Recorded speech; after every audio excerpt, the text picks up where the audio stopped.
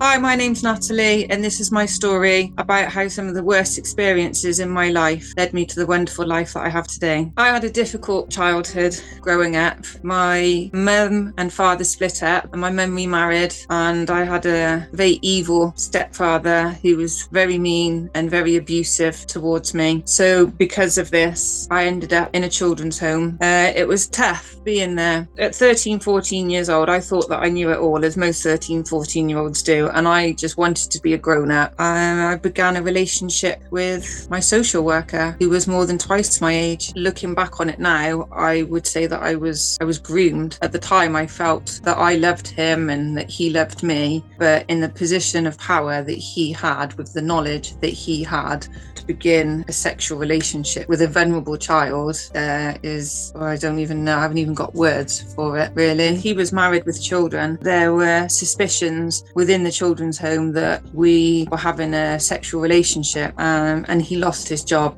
And on my 16th birthday, I moved out of the children's home and I became pregnant and had a child with him. My daughter was born when I was 17 years old. And the relationship carried on until I was about 19 and became aware of how wrong it all was. So I've terminated the relationship. I was living in a really rundown, one of the worst kind of areas. I had no family support. I had no money. So I was carrying traumas with me at this time, at the age of 19. I got introduced to crack cocaine. The moment I tried crack, from the very first hit, it just completely took over my life. So I'd get my money, I'd get like my gyro, which is like a state benefit. And as soon as I got it, just every single penny instantly went on crack. I sold all of my possessions. I would go days without eating. I was stealing food for my daughter. It was horrendous. It was just one of the darkest periods in my life. You know, where there was a friend of mine who was helping me look after my daughter. So I'm really grateful. The area that I was living in at the time was there was a big influx of Jamaican gangsters, yarders,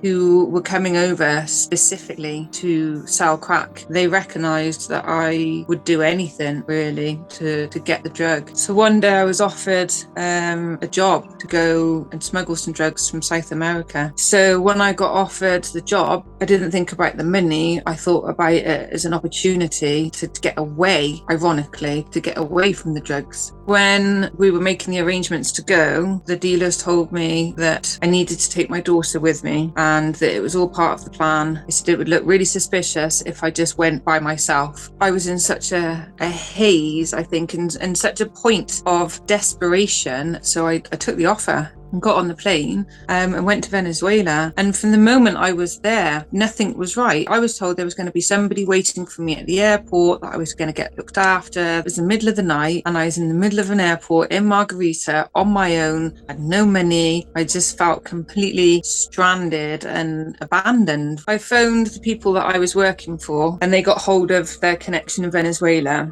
And eventually I was told what to do and I ended up in the hotel that I'd been booked into. And then the day came when I got the suitcase. It was the day before my flight was leaving and I was in my chalet and I could just smell glue from the suitcase. It stank out the chalet. It was just so overwhelming. When I got to the airport, I was sat in the departure lounge and I saw the Guardia coming in and I knew instantly that they were looking for me, like straight away. But I'd also been coached and told that these people, that they were going to come looking for me, that it was, everything was okay and not to worry. But it still felt wrong. And I got pulled to one side and taken into a room and my suitcase was there.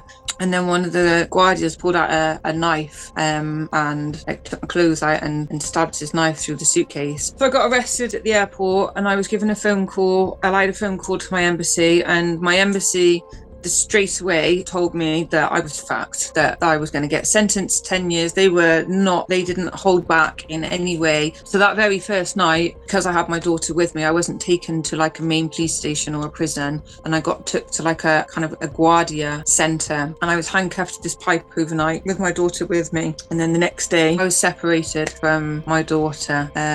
I was told that the embassy were going to make arrangements to get her back to the UK. I got taken to to a police station. It was a small cell, and there were like maybe 20, 25 women in there. There was no air conditioning. It was just a bare cell. In the corner of the room was like this plug hole. And when we needed to have a pee or have a poo, we peed in a bucket and then poured the pee down the plug hole. And if we needed a poo, then we put a plastic bag in the bucket and pooed in the bucket. And there was no partition, there was no curtainette. You just had to squat in the room, like up against the wall in the room with 20 people there peeing and pooing. And there was no beds. It was so overcrowded that at night time I couldn't even lie down to sleep. And then once a day everything was taken out of the cells, and buckets of what looked like muddy water was brought in, and that was for us to shower with. I was in the prison for I think about 3 months, and then eventually got transferred. So when I got to the prison, as we were coming in, like waiting to be let in, there were men like patrolling the roof, and they looked rough. They had shotguns and pistols, and I kind of didn't understand why they weren't wearing uniform. And then I really quickly found out that they weren't wearing uniform because they weren't guards, they were prisoners that were defending their side. The men's side was split into 2 parts. There was one men's side, another men's side, and then like the women's bit. It was like gang warfare, and it was like opposing gangs, and there's all these politics and things going on that have been brought in from the street. So they're very vigilant and patrolling and protecting their areas. Whilst I was there, I got sentenced to 10 years, and not long after, I don't know what it was about, it literally turned into a war zone. It went on for 3 days, all the men shooting at each other. It was all over the Venezuelan news. The Guardia wouldn't even come in. Prison officers had locked themselves away, like in their offices. There was like a kind of maximum security bit that got blown up with a grenade that was thrown at there from one of the men. There was a machine gun going off. The guys that were like right next to us, they'd made like a big hole in the wall so that they could bring like dead bodies and the injured through, so they could try and get people like out to the hospitals. But it was so bad that the ambulances wouldn't come in. Like nobody could come in. It was just bullets flying like everywhere. So the bodies were just kind of stacking up like outside under the sun, like a day, 2 days, 3 days. It was grim. But then I just got to this point where there was this realization of shit, I'm going to be here for 10 years. I felt guilty as a mother, felt the world would be a better place without me. So I took an overdose with the intention of killing myself. It didn't work, obviously, because here I am. And I came round and I was just heartbroken to be alive. But I also felt, feeling and sense that it wasn't my destiny to die in that prison. I don't want to get all like biblical or anything like that, but I just had this overwhelming feeling that I needed to talk to God. When you're a kid and you do something wrong and you think, if you like close your eyes really tight and you wish it like hard enough, whatever, you can turn back time. That innocent belief and that power that you put into that until you learn that, that is not the way of the world. So I applied for my transfer the next day, and a week later I was out of there, which was a miracle in itself. When I got to the next prison, I felt like I could breathe and I could think and start planning for a future. I met a prison guard who I fell in love with and who fell in love with me. And by this point, I'd been in jail about 4 years. I still had 6 years to go. He had connections, so we paid off the right people so that I was able to get day releases. I just wanted to be with my daughter. So we spent a couple of months planning it, and Jose was coming with me. We were planning a future together. We'd paid some people off to say that I wouldn't be back for 3 days, so I knew I had 3 days to get out of South America. So we went across the border, got into Colombia, and got to Bogota, and then from Bogota bought a plane ticket to come to Spain, got arrested in Bogota airport because, how ironic is this, because they thought we were drug smuggling, but we knew that this was going to be an obstacle, so we just had to have a conversation with them, pay them off, and we got on the plane and went from Bogota to Madrid. We thought that when we got to Spain, we were expecting some people to be waiting for us at the airport that were going to give us jobs and somewhere to stay. The plan was we were going to make a life for ourselves there, and then I was going to send for my daughter and have my daughter come over to Spain, and we were going to live happily ever after.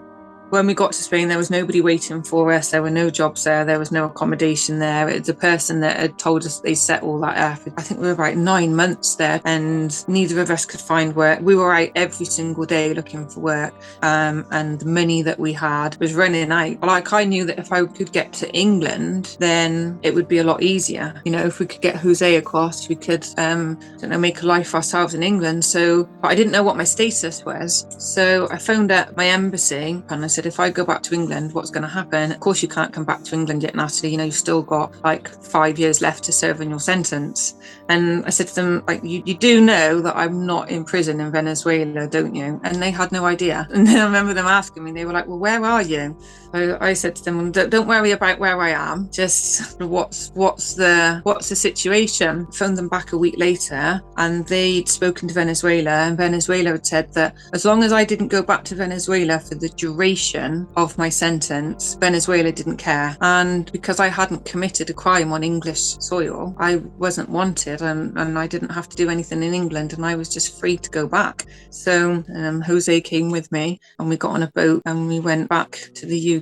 The very first thing I did was just head straight away to my daughter. My friend, like the best friend that anybody could ever wish for in the whole world, looked after my daughter for me the whole time that I was in jail. You know, I'm always eternally grateful to her. We all settled into a nice life. I found work. Jose wasn't able to find work because he didn't have the necessary papers. I was working as a recruitment consultant. I was earning good money, bought a house, and had Jose by my side and my daughter, and everything was brilliant. But Jose was struggling, not working, not being able to provide. We wanted to have a child together. We wanted to get married. So we went to the registry office, and we were told that he had to have some certain papers, like a marriage visa, but he couldn't apply for the visa from the UK. So we arranged that he would go back to Venezuela. We would kind of have this break from each other, and that he would apply for his papers so that he could be in England legitimately.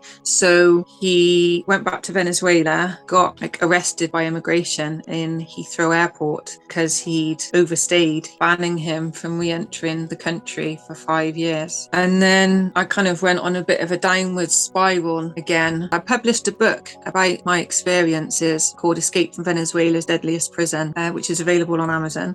And when I published my book, I lost my job as a result of the publication of my book. And I was in the press quite a lot promoting my book. So I couldn't find another job. And it just started to become so soul destroying. I got to the point where I had to go to the state again to ask for benefits. But then I was told I couldn't have benefits and that I had to have my house repossessed. So I just did what I had to do to pay the bills because I just couldn't bear the thought of all that being taken away from me. So ultimately made some bad choices and got into trouble again and had all of that taken away from me anyway. I left the UK because of battles that I was having. I had a proceeds of crime court case and an unfair proceeds of crime court case.